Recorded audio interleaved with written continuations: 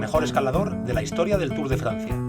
Federico Martín Bahamontes fue capaz, en una época en la que los españoles nada pintaban en el Tour, de, prácticamente en solitario, derrotar a las potentes selecciones belga y francesa para alzar los brazos como vencedor en París. ¿Quieres saber qué pasó durante el Tour de Francia de 1959? Pues quédate a rueda, que te lo cuento.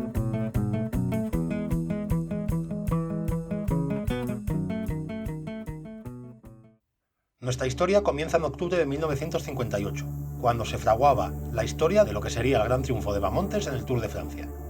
Era una mañana otoñal en Talavera de la Reina, cuando Fausto Coppi, mito del ciclismo de la época y responsable del equipo del Español, animó al toledano a intentar el asalto a la victoria final del Tour de Francia.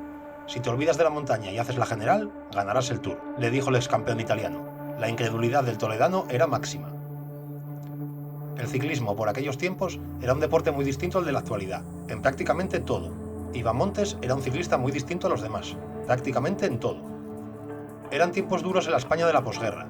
Había hambre en buena parte de la población, entre la que se encontraba nuestro protagonista. Tiempos en los que el español, en su bici, subía sin cesar las cuestas de Toledo cargando fruta, hortalizas e incluso dedicándose al extraperlo.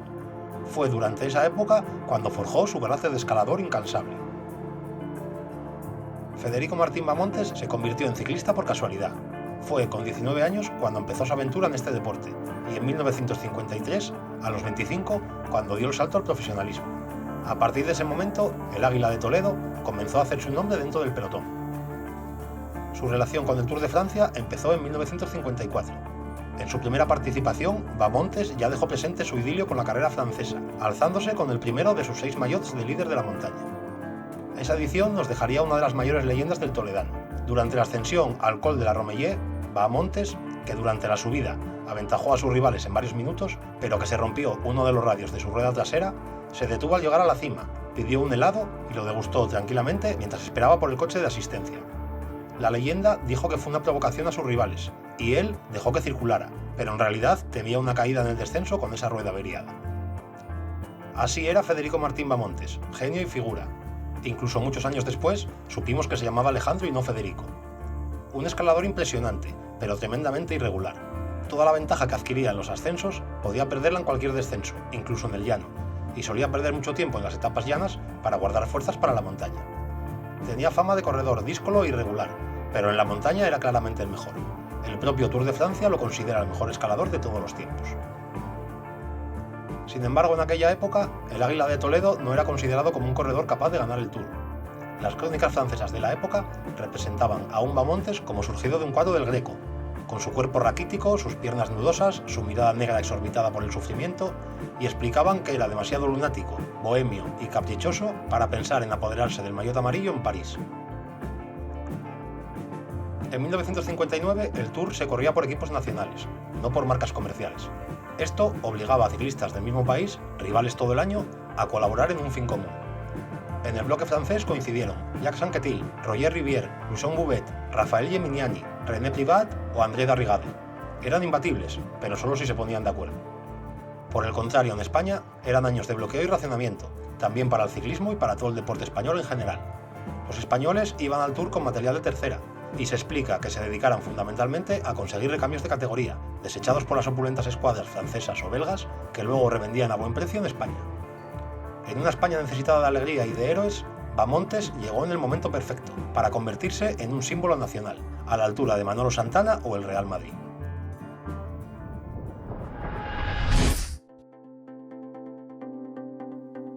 El 25 de junio de 1959 arrancaba la edición 46 del Tour de Francia en la localidad de Mulhouse, que constaba de 22 etapas para finalizar en el velódromo del Parque de los Príncipes en París.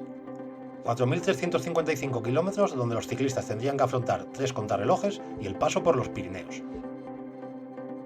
Como te decía antes, Francia presentaba una selección potentísima, con corredores como Anquetil, Rivière o Bouvet, pero con la duda de si tanto gallo era capaz de jugar en equipo. Como luego verás, no fue el caso. En las ediciones anteriores, Bahamontes solía llegar a las etapas de montaña sin prácticamente opciones de triunfo, con mucho tiempo perdido. Pero esta vez las palabras del mito Fausto Coppi hacían que el ciclista español estuviese mucho más atento durante las primeras jornadas. Después de una contrarreloj de 45 kilómetros en Nantes, el Águila de Toledo llegaba a la primera gran cita de montaña con apenas 6 minutos de desventaja, una diferencia no muy grande para la época, pero ahora llegaba a su terreno.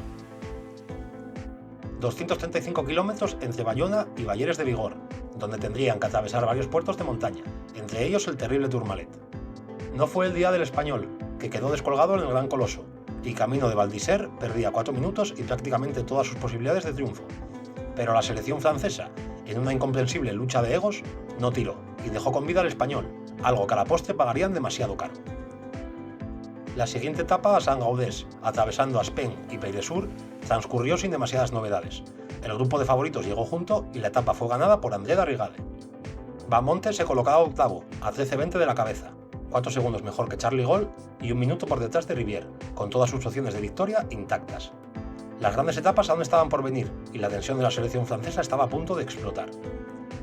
Tal era la arrogancia de los franceses que un corredor semiprofesional de su país, Henry Anglade, ante sorpresa de todos, fue capaz de ganar una etapa y colocarse en las posiciones de privilegio, algo que sus compatriotas no podían tolerar.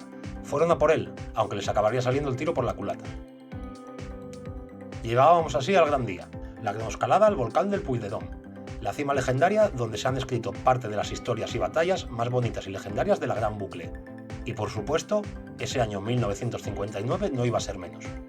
Pero esta vez el protagonista iba a ser un corredor español, ese corredor flaco y desgarbado, ese genio que se forjó en el hambre y que nunca ganaría el Tour de Francia por su carácter díscolo, iba a escribir ese día la historia más importante de su larga y exitosa carrera como ciclista, ante los arrogantes corredores franceses, su misma prensa que lo ninguneaba y un país necesitado de, a falta de muchas cosas, éxitos deportivos y héroes a los que admirar.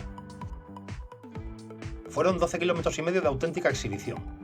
Bahamontes ganó la etapa, marcando el mejor tiempo en aquella ascensión a la cima del macizo central francés y mandó un claro mensaje a todos los demás aspirantes a lograr el triunfo final en París. Aventajó en 1:26 a Gaulle, en 3 minutos al sorprendente Henry Anglade y en más de 3 minutos y medio a los especialistas contra el crono Anquetil y Rivière, colocándose segundo en la clasificación general a 4 segundos del líder.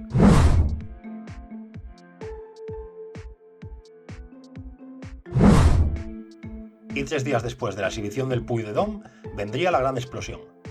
Camino de Grenoble, el 13 de julio de 1959, Bahamontes se alió con otro escalador de fábula, Charles Gaulle, y se compenetraron a la perfección mientras el equipo francés discutía sobre quién debía sacrificarse en aquella persecución. Su exhibición mano a mano en la ascensión del Col de Romillet dinamitó el Tour. El mismo puerto alpino donde en 1954, después de coronar en cabeza, se detuvo, pidió un helado y lo degustó tranquilamente mientras esperaba que le reparasen la bicicleta. La etapa fue para el luxemburgués, mientras que el español conseguía, por primera vez, enfundarse el maillot amarillo del Tour de Francia, en una gesta épica para él y para todo el ciclismo español. Los demás corredores entraron a más de 3 minutos, y la clasificación dejaba a sus máximos rivales, como Anquetil, Baldini y Rivière, a más de 9 minutos. Aunque aún quedaban etapas complicadas, el toledano lo tenía todo de cara. Bahamontes se mantuvo firme en las montañas del Valle de Aosta y se defendió de Henry Anglade y de Jacques Anquetil en la contrarreloj de 69 kilómetros con final en Dijon, llegando como flamante maillot amarillo a París. Anglade y Anquetil escoltarían a Bahamontes en el Parque de los Príncipes. Anquetil se declaró satisfecho. Acabó el Tour en tercera posición, pero por delante de Rivière. Federico Martín Bahamontes fue el primer español en ganar el Tour de Francia, convirtiéndose así en una leyenda del ciclismo español y mundial. Nunca más pudo conquistar la Ronda Gala, pero fue el rey de la montaña en 4 ocasiones más, con múltiples triunfos y duelos y batallas espectaculares en las montañas francesas. Desde aquí, desde Ciclistas Épicos, nuestro humilde homenaje a este gran ciclista, pero sobre todo a esta gran persona. Descanse en paz, Federico Martín Bahamontes.